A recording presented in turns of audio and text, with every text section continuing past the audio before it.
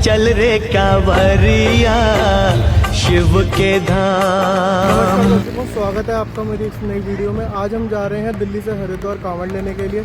मेरे आप पीछे देख सकते हैं ये पहला टोल टैक्स आया है।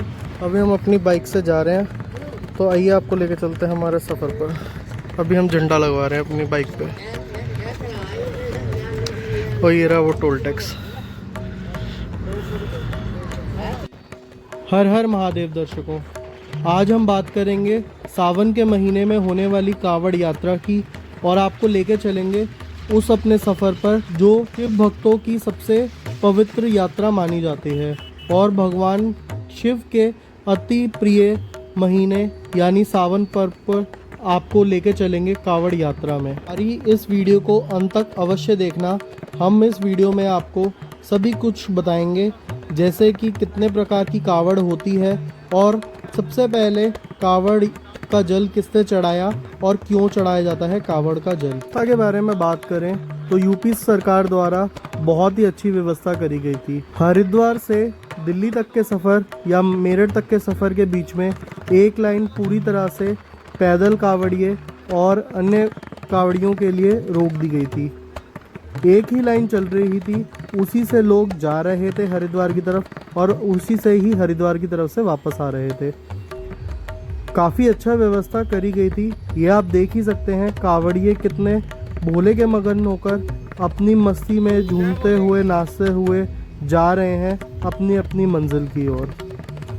इन सब की कांवड़ कितनी ही सुंदर और कितनी ही अच्छे तरीके से सजी हुई है।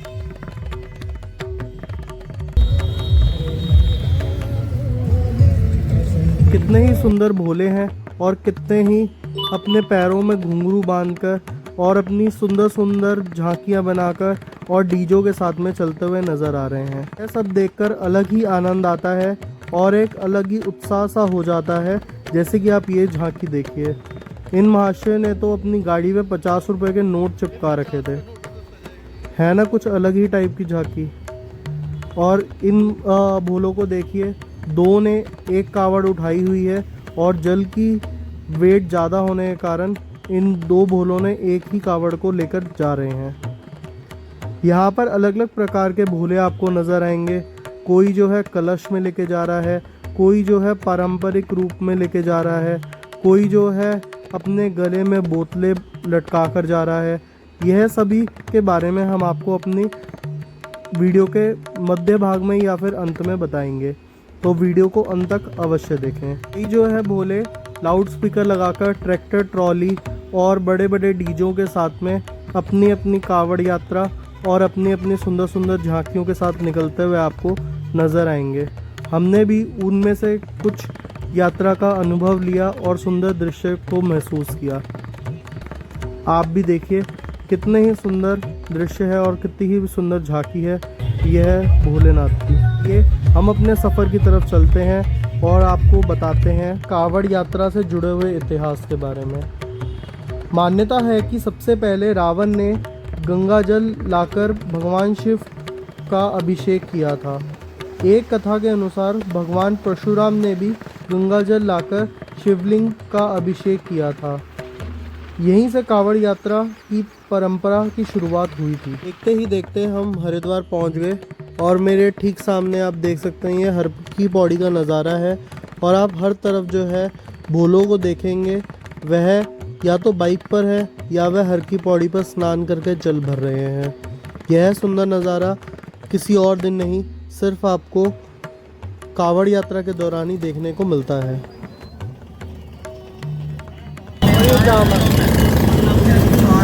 और वो सामने हर की पौड़ी।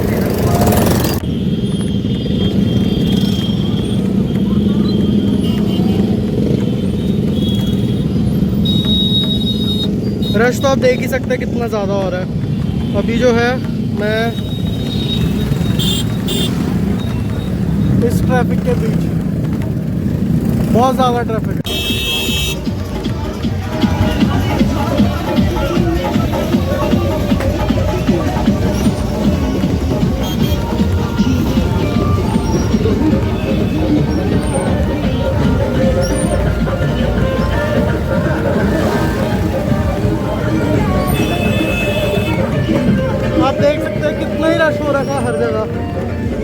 मूर्ति के पास खड़े हैं।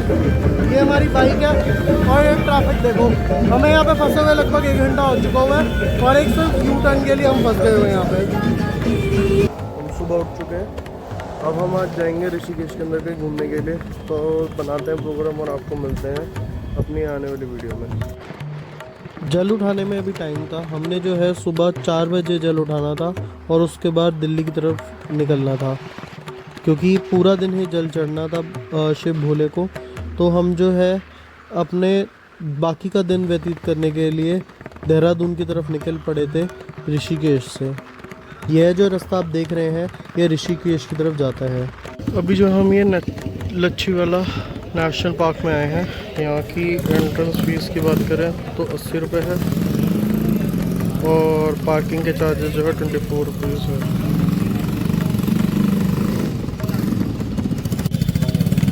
टिकट्स वगैरह आपको यहाँ से कटवानी होती हैं और उसके बाद उसका एंट्रेंस यहाँ से है। जैसे कि नाम से ही पता चल रहा है, लच्छी वाला नेशनल पार्क एक पार्क के रूप में बनाया गया है।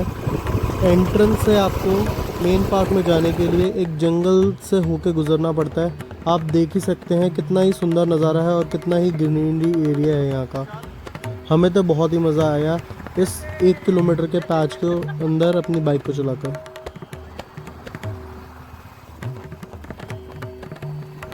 रास्ता बहुत ही सुंदर है, ऐसा लगता है कि हम जंगलों के बीच में से जा रहे हैं। ये लच्छी वाला नेचुरल पार्क का जो है एंट्रेंस गेट है। यहाँ पर आपको ये अमेनिटीज़ देखने को मिल जाती हैं, जैसे कि यहाँ पे एक कल्चरल सेंटर है, मदर्स नेचर है, नेचर शॉप है, रोज़ गार्डन है, लेक साइड है, फाउंटेन है, लॉन है, टिपोरिया गार्डन है, चिल्ड्रन एक्टिविटी एरिया है, कपाल है, अवादिका है और यहाँ पर एक बोट एरिया भी है। मेरा दोस्त काफ़ी सालों पहले आया था तो उसके हिसाब से जो है नहाने का एक एरिया था जहाँ पर सारे के सारे लोग नहाते थे। अभी हम उसी एरिया की तरफ जा रहे हैं। नहाने का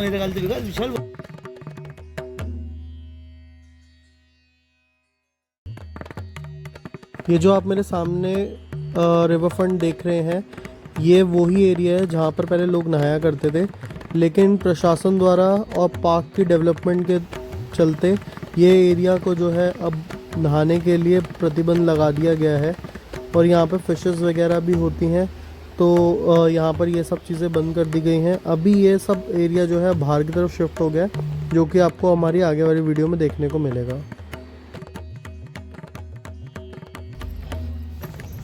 यहाँ पर आपने जो अभी आवाज़ सुनी ये लंगूरों की थी और अभी हम उन्हीं के ही एक एरिया से निकलते हुए जा रहे हैं। मैं उनकी तरफ कैमरा घुमा तो नहीं पाया क्योंकि बहुत ज़्यादा लंगूर थे यहाँ पे। और मैं आपको बता दूं कि ये पार्क बहुत ही ज़्यादा अभी अनकॉमर्शलाइज्ड है, इसीलिए इतना ज़्यादा सुंदर है। अगर ये कॉमर्शलाइज होता भी है तो मेरी आप लोगों से एक ही रिक्वेस्ट है, कृपया इस पार्क को इसी तरह सेफ और सुंदर बनाए रखें।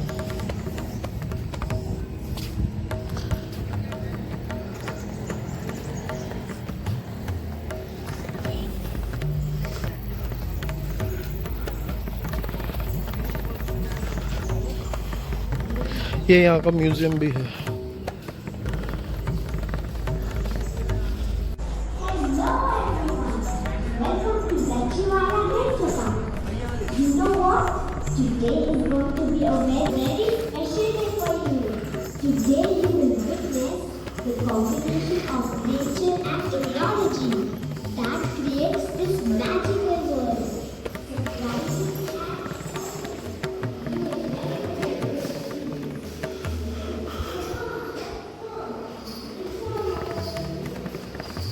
यहाँ पे उत्तराखंड सरकार द्वारा उत्तराखंड के अलग अलग पहनावों को दर्शाया गया है। जैसे कि आप देख सकते हैं यहाँ पे अलग अलग पोशाकों में आपको लोग नज़र आएंगे। यहाँ पे जितनी भी जड़ी बूटियाँ इत्यादि मिलती हैं और उनकी खेती के लिए अन्य सामानों की जो भी ज़रूरत पड़ती है उन सभी के बारे में दर्शाया गया है। और यहाँ पे अलग अलग इंस्ट्रूमेंट्स और यहाँ पे अलग अलग फोक इंस्ट्रूमेंट्स भी रखे गए हैं। हमारा ध्यान गया कि यहाँ पे अलग अलग पल्सेस और जो भी जड़ी बूटियाँ उगती हैं उन सभी को दर्शाया भी गया है। सावन के शुभ पर्व पर हमें नाग देवता के भी दर्शन हो गए। ये यहाँ पे फूड कोर्ट भी बनाया गया है।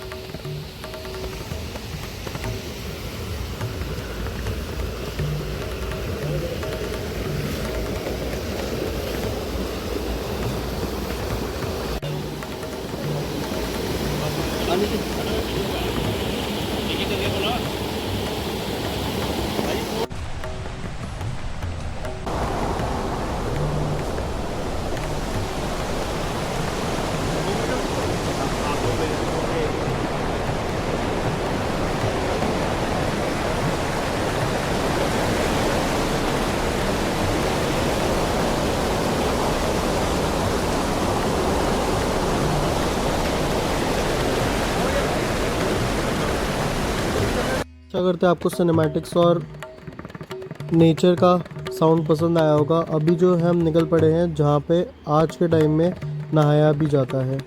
तो इस पार्क से बाहर निकलते ही आपको वो एरिया देखने को मिल जाता है जहाँ पे अब लोग नहाते हैं।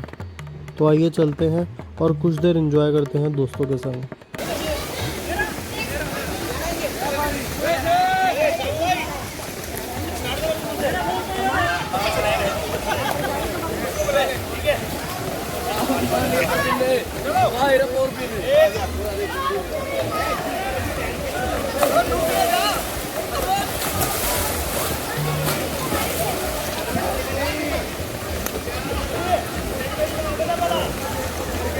आग में एंजॉय करने के बाद हम वापस हरिद्वार लौट आए और ये कुछ नज़ारा था हमारे होटल से।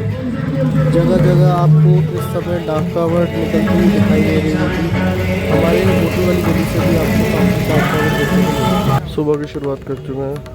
हर की बैठ की तरफ जल लेके जाके दिल्ली चढ़ाएंगे। जय भोले की। चाय पीने का टाइम है।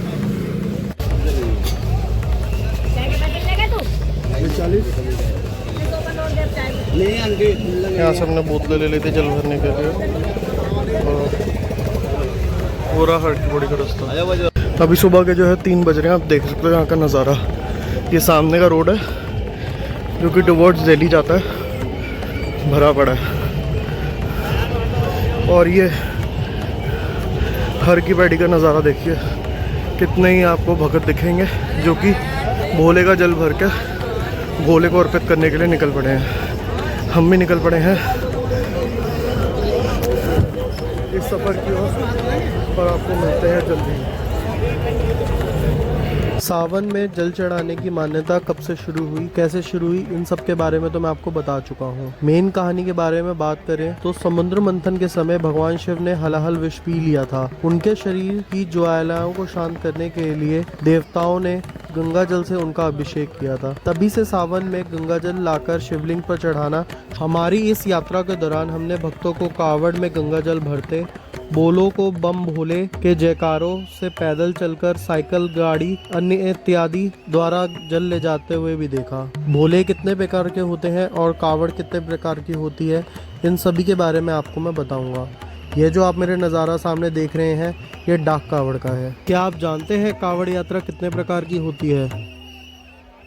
साधारण कावड़, रुक रुक कर चलने वाली, लेकिन जल जमीन पर नहीं रखा जाता। दूसरी होती है डाक कावड़, जिसमें आपको बिना रुके हुए सीधा शिव के चरणों में ही जल चढ़ाना होता है। तीसरी होती है खड़ी कावड़। इसमें खड़ी कावड़ यानी ना बैठना ना आराम करना, पूरा खड़े खड़े ही आपको जो है अपना समय व्यतीत करना होता है। अगला नंबर आता है जत्था कावड़ का।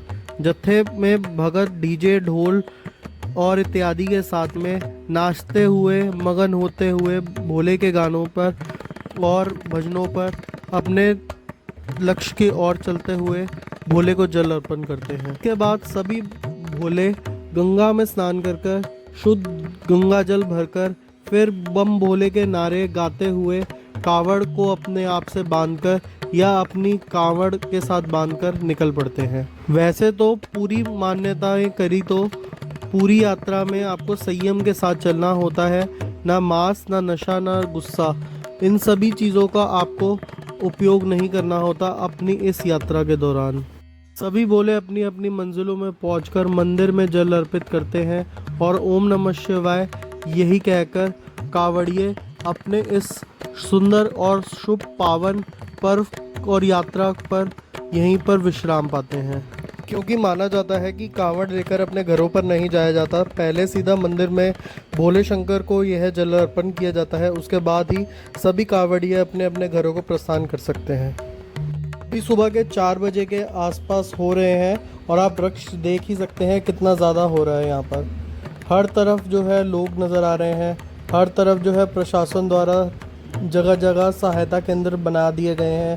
आपको हर जगह पुलिस मुस्तैद दिखेगी, आपके लिए हर तरफ जो है हर तरीके की सुविधाएं उपलब्ध हैं। यहाँ पर भोले के भगत अपने भोलेनाथ को प्रसन्न करने के लिए, उनको शांत करने के लिए, उनके लिए जल अर्पण करने के लिए यहाँ से जल लेके जाते हैं और प्रत्येक साल वह भोले शंकर को मनाने के लिए उनको जल अर्पण करते हैं। आशा करते हैं सभी कावड़ियों की यात्रा को भगवान भोले हमारी यात्रा के साथ में स्वीकार करें।